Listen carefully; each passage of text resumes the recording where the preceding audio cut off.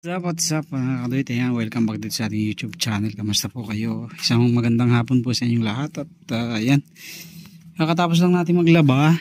Since wala tayong customer ngayong araw, walang nagpa-schedule dahil umuulan, ay eto, may gagawin na naman tayo sa ating motor. So gamit na pala natin yung ating biniling paddock stand sa Shopee last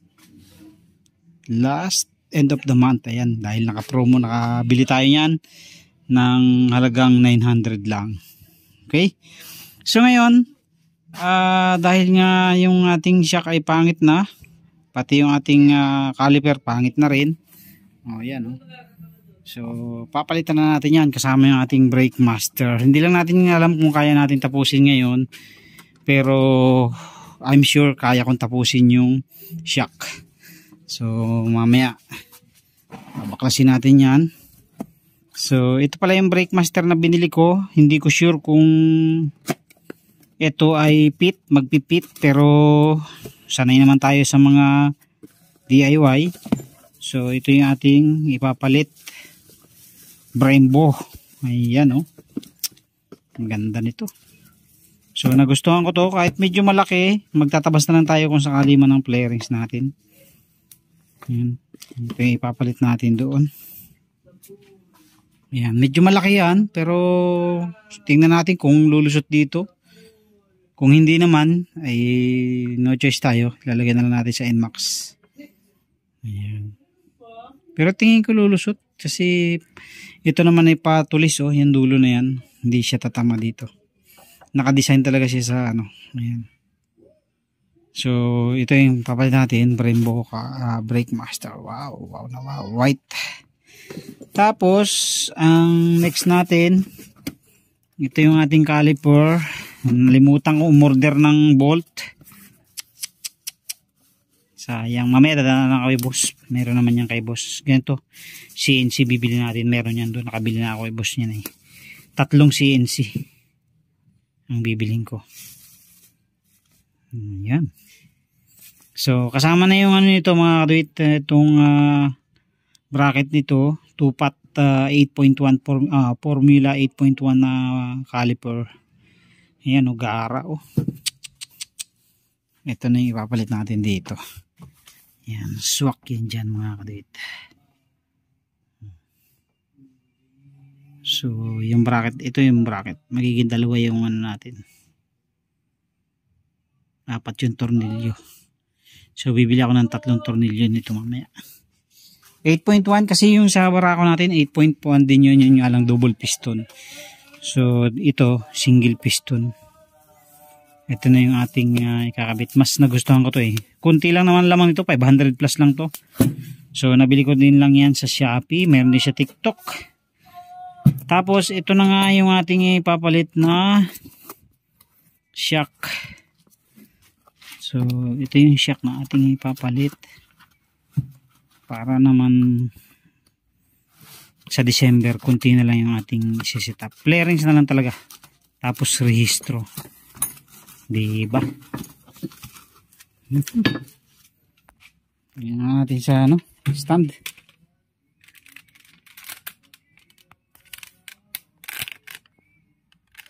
So ito na yung ating caliper.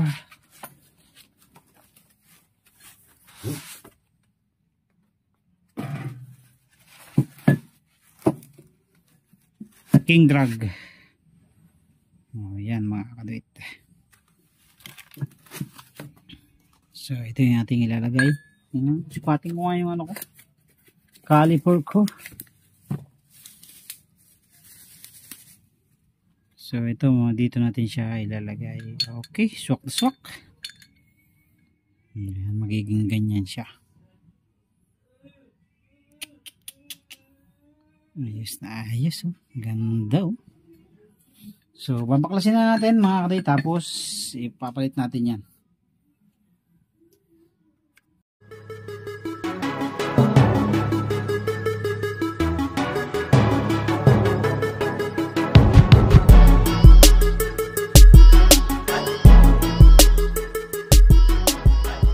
Pala muna natin kalasin ay maglagay muna pala tayo ng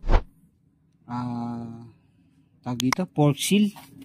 So ang ilalagay natin fork seal ay original. Ito rig Honda para matibay naman, magandang klase. Ayan. Tapos lagyan natin ng bagong fork lock. Ito yung ating bagong fork lock. Ayan, para bago siya, ilalagay din natin yan. So unahin muna natin itong isa.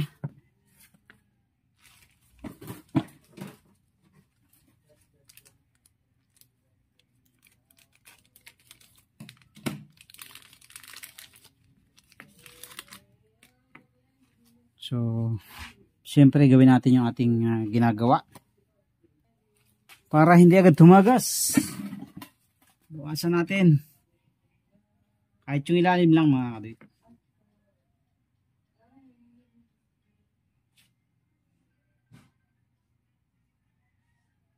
So, dito bawas tayo mga kadit. Kahit mga 5 hibla lang.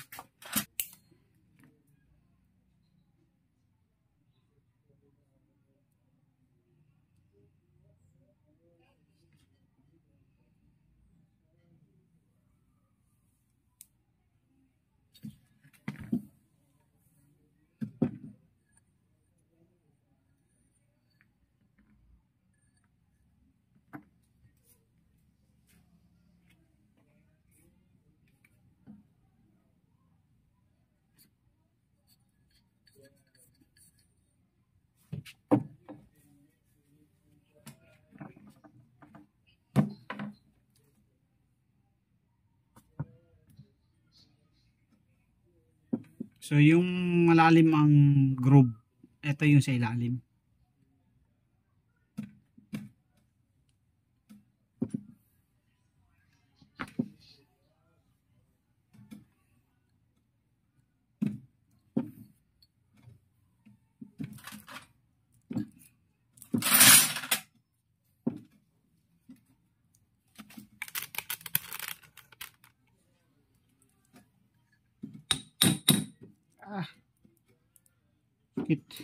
May ipit ako.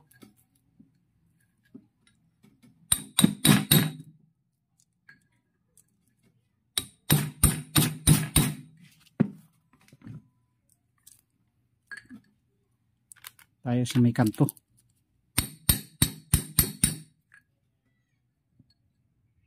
Okay. Tapos ang ating fork lock. So wala na pala ako nito, bibili na ako. So magbabawas pa tayo nito kasi mahaba.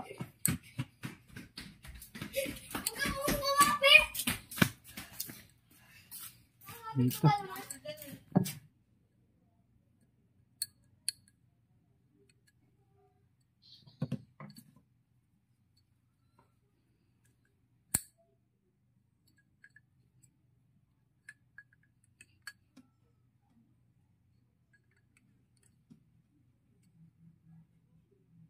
Okay. Tapos lagay natin ito.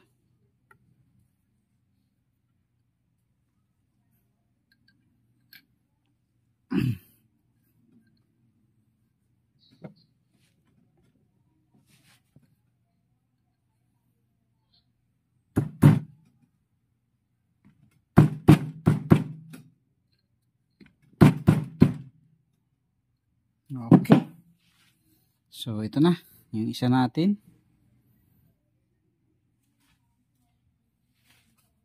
Next natin ito isa. Ganun ulit.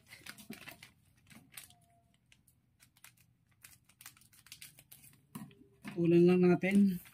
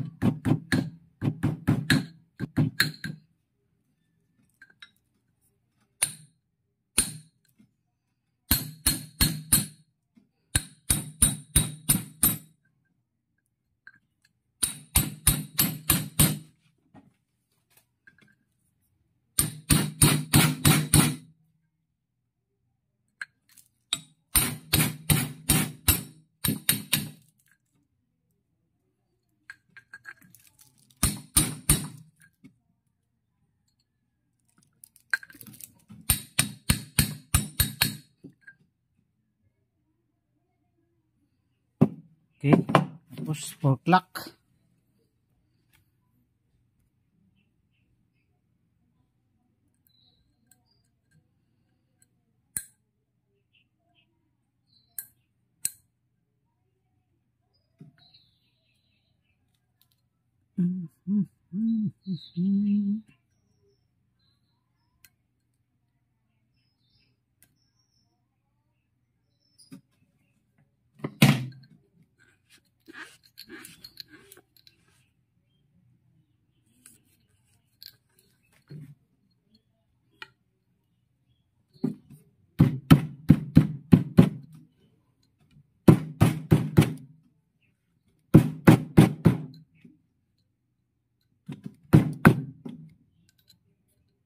Okay.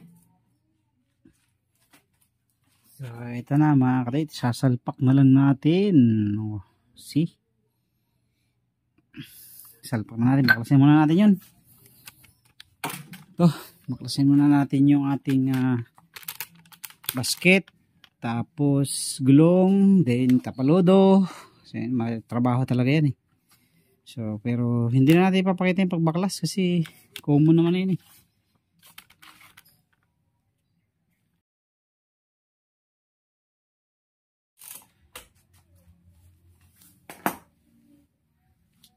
So mga kadoito, ito na yung shock natin, medyo pangit na. Pero ito talaga yung stock niya. So far yung ibabaw naman wala pa siyang gas-gas. Ito lang meron yung mga tama nung ano natin T-post. Pero dito, meron na rin pala konti oh. Yan oh. May konti na rin mga kadoito. Pero ito lang.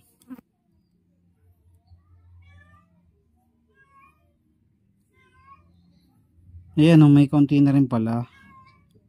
Try ko liyahin.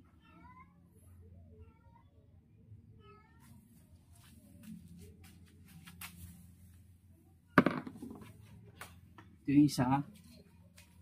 So mayroon na rin palang konti. Ayan oh. So lumalaro yung shock natin hanggang dito. So ayan oh, may tama na pala.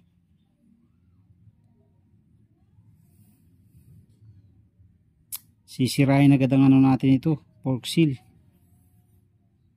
So kailangan makabili ng bagong inner tube. Pero sa sunod na lang kasi hindi naman natin laging ginagamit ito eh. By December na lang siguro. Okay, so baklasin natin tapos kuhanin na natin itong inner tube.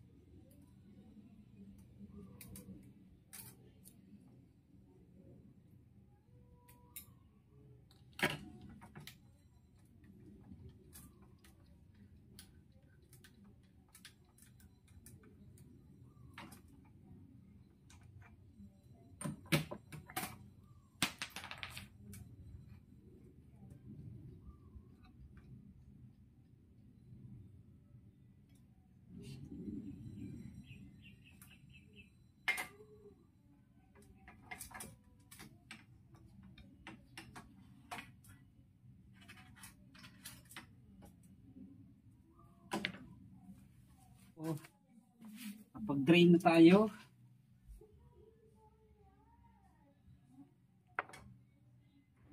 So, lagay na natin to.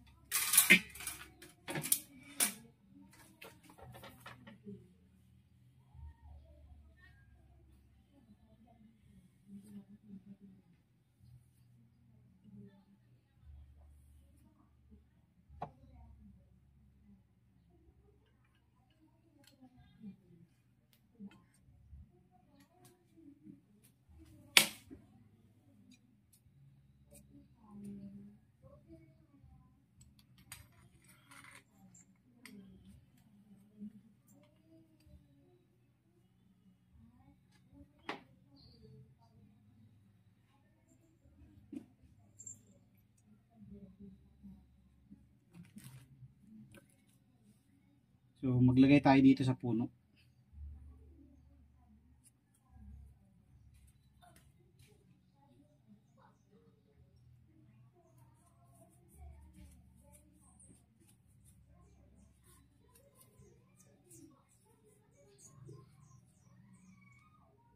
Okay.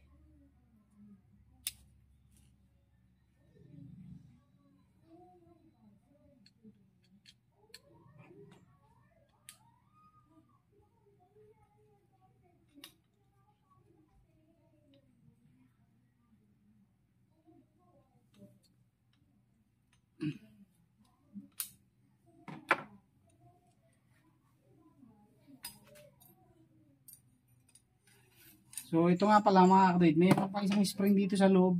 Hindi ko alam kung bakit mayroon pang isa dito. So pero ilalagay na rin natin.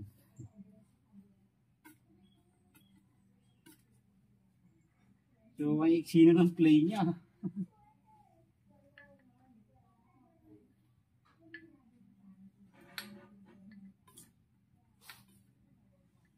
So mataas pala siya ng konti oh. So sa bagay level din naman pala. Okay, next natin yung isa.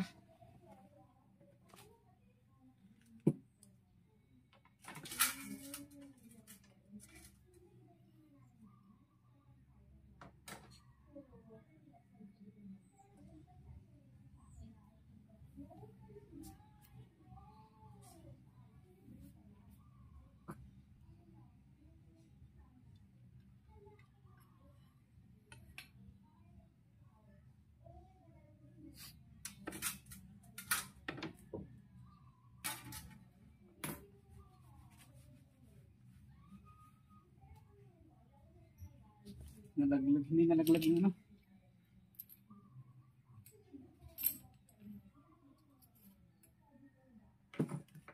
So kailangan natin sundutin yung ilalim para mahigpitan.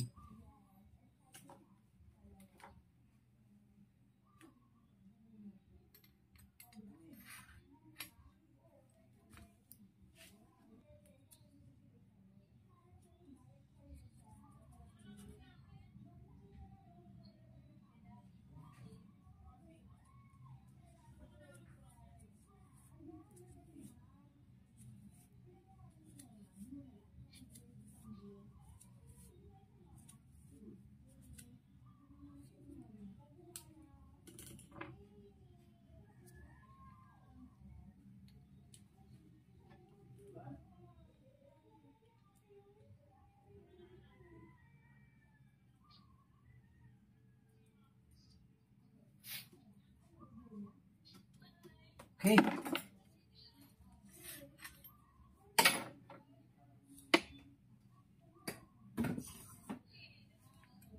Lagay na rin natin yan.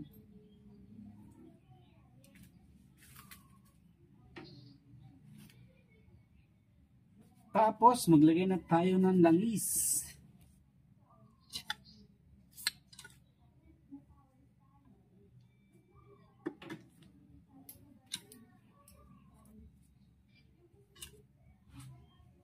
So lagyan natin mga kadit ng mga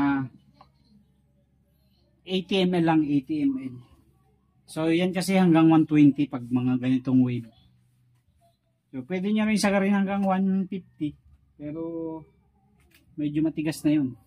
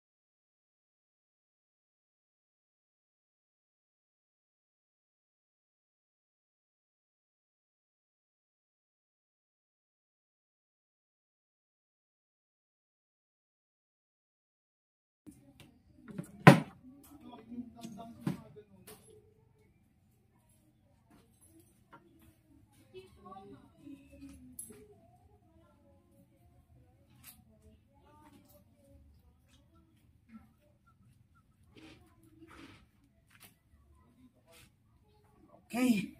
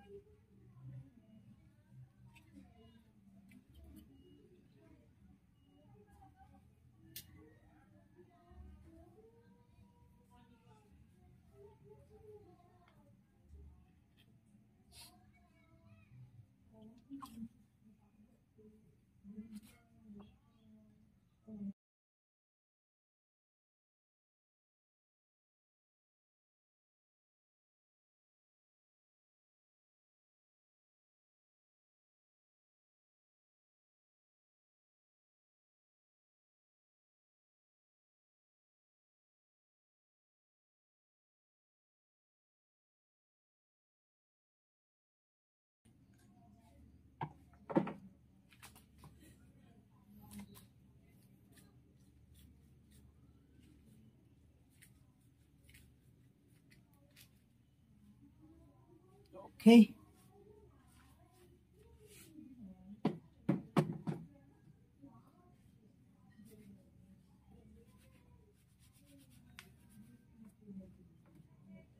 So tapos na tayo mga kadit sa dalawang shock natin. 80 ml nilagay natin na langis. Ayan na mga kadit, salpak na natin para matesting na natin yan.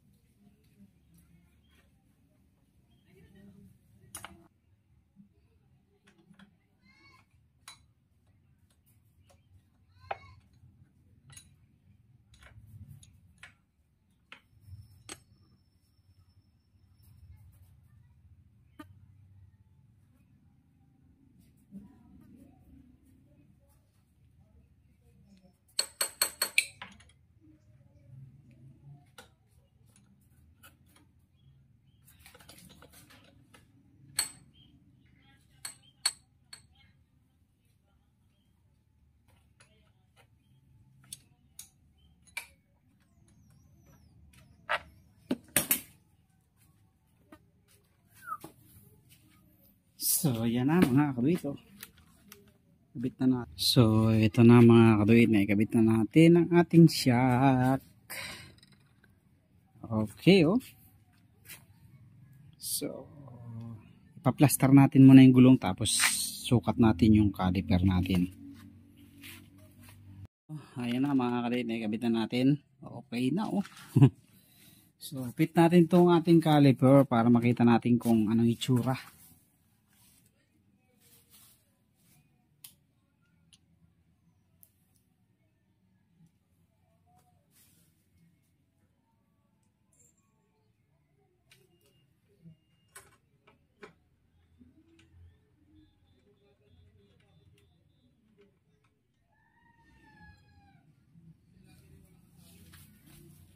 Okay, so yan na mga kaduit.